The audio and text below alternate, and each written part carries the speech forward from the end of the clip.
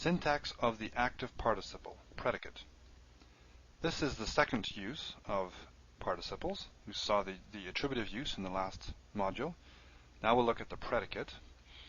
And this is one that is a little different than how the predicate functions in the adjective. The attributive is pretty much the same between adjectives and participles, but the predicate is a little different. What's happening basically is that with an adjective, in predicate position, the adjective is functioning as a predicate adjective, and the verb to be is implied. With a participle functioning as a predicate, the participle is functioning more like a true verb. So let's look at a couple examples. So here we have the adjective, Tov HaMelech. So this is the example from chapter 9. Good is the king. So here's the predicate adjective. The verb to be is implied here. Good is the king. Now let's compare this with a predicate use of the participle. Here we have a participle, the Lord, shofet. This comes from to judge. Now this is the participle. Remember the marker here with the holum, and then we have our tzere, so we know this is the masculine singular form. This means the Lord is judging. Notice the differences here. In the predicate adjective, when an adjective is used as a predicate, it tends to precede the noun, so it's before it, and the verb to be is implied. With the participle, when it functions as a predicate, it tends to follow. The Lord is judging. And then notice the sense. Here we have a true verbal sense. The Lord is doing something. It's active. It's an active participle. The Lord is judging. Here, this is really describing a state or a characteristic of the king. Good is the king. The verb is something separate from the adjective. The verb is implied right here, verb to be. We don't need to imply a verb to be here. The verb is right here. The Lord is judging. Okay, now we mentioned before in the last module when we dealt with the attributive use of the active participle that the participle has no time built into it. And that's the same here.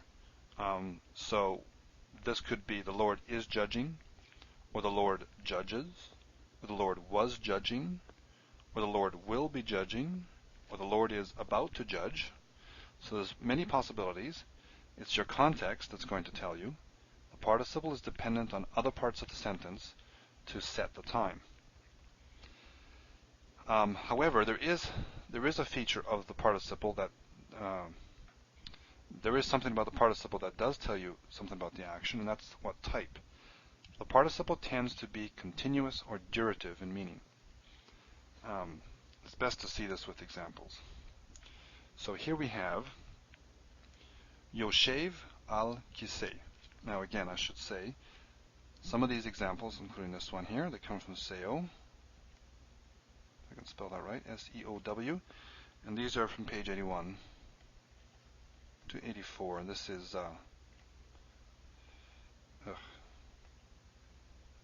doesn't look like an 8 at all.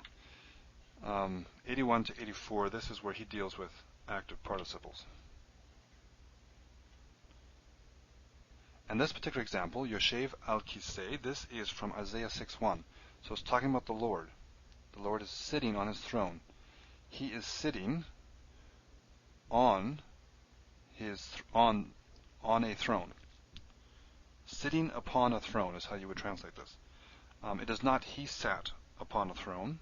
He sat upon a throne. If you wanted to say that, you would probably use either a perfect or another form that we'll come across later.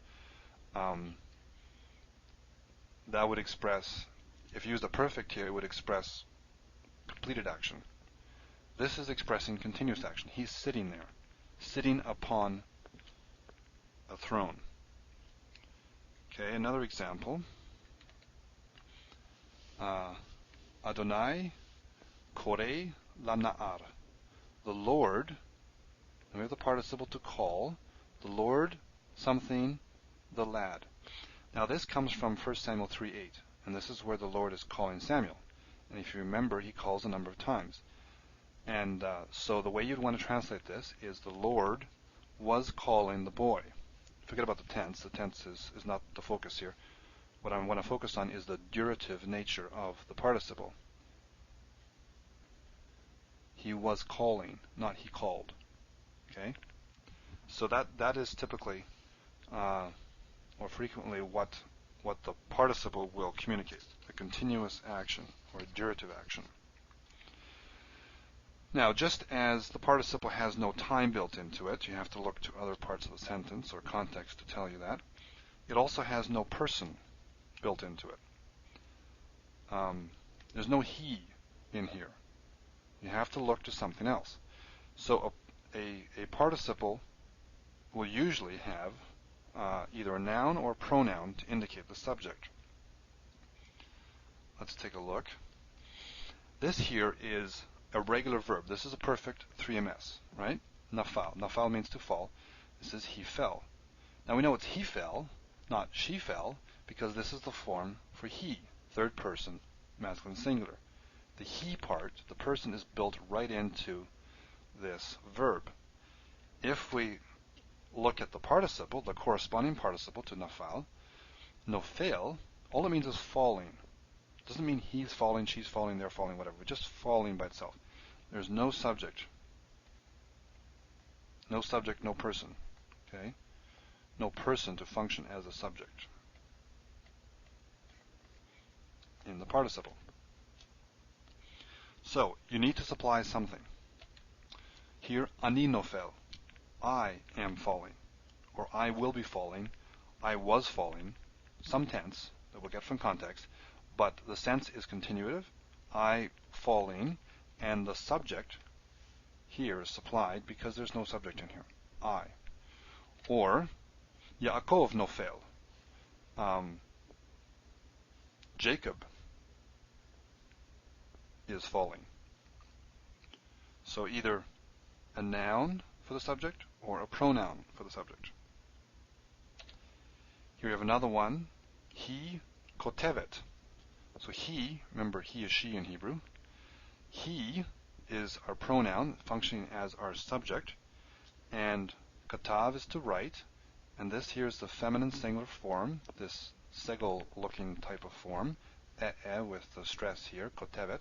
So she is writing. Again, the subject comes from here, not from here. Another one, atem yoshvim. So atem, you have another pronoun here, personal pronoun, independent personal pronoun, atem. You, so this is you, masculine, plural. You, yoshvim, are sitting. So here we have the masculine plural ending to match that. But again, the subject is implied, or the subject is supplied by this piece, not by the participle itself. Now, sometimes you will have a participle without an explicit subject, and the subject is implied. It's not implied in the participle; it's implied in the context, in the sentence. An example of that is this here, and this again comes from Sales book, and this is Isaiah 21:11. Korei mis seir. Seir is seir, the place. Me is from. So this is a place, seir. Me is from. Korei means to call, and so literally this is calling from seir. But in the context, you have to supply it's an impersonal subject. Someone is calling. But generally, though, you will have a subject explicitly supplied by either a noun or a pronoun. So in summary, we see that the predicate use of the participle is a little different than the predicate use of the adjective, because in the participle it functions as a true verb. There is no time. We've already seen that before, but we see it again here. There's no time in here, in the participle. There's no person. We tend to have to need something, or here's the participle, sorry, this is sir. There's no time, and there's no person here. And the meaning tends to be continuous or durative.